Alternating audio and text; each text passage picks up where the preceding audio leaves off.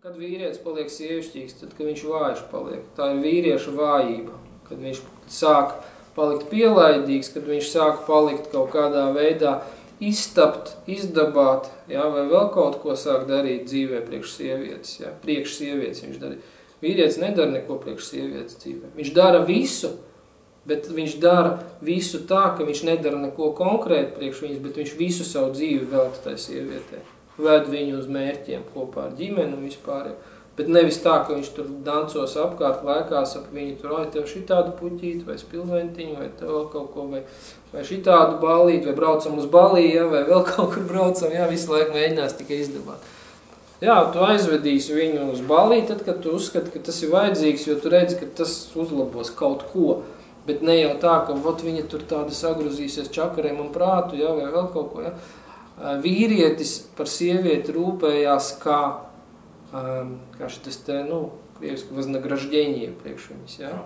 Atalgojumu sniedz sievietē par to, kā viņa uzvedās dzīvē. Par to, kāda viņa ir bijusi, ko viņa priekš viņa ir izdarījusi.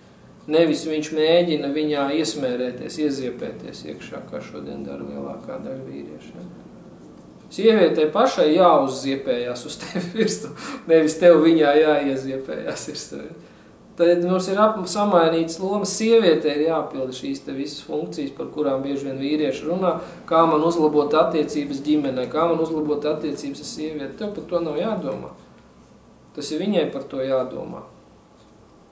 Grūti bieži vien pieņemt, tāpēc, ka šodien lielākā daļa psihologu, psihoterapeitu un visa modernā, visa ezotērika ir vērsta uz to, ka mēs esam vienlīdzīgi dzimumi. Jā.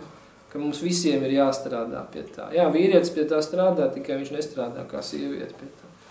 Viņš strādā kā vīrietis, un tas, kā vīrietis to strādā pie šīm te kvalitāšu attiecību un vispārējā uzlabošanas. Sievietei tas vispār nav pa spēkam.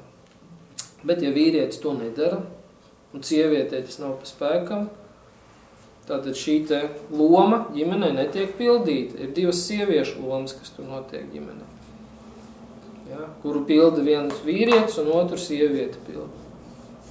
Tad divas sievietes dzīvo ģimenē. Ja. Vai atkal citos gadījumos ir divi večeri, ja, kas tur bliež un močī un neņem vērā vispār, ko otrs grib.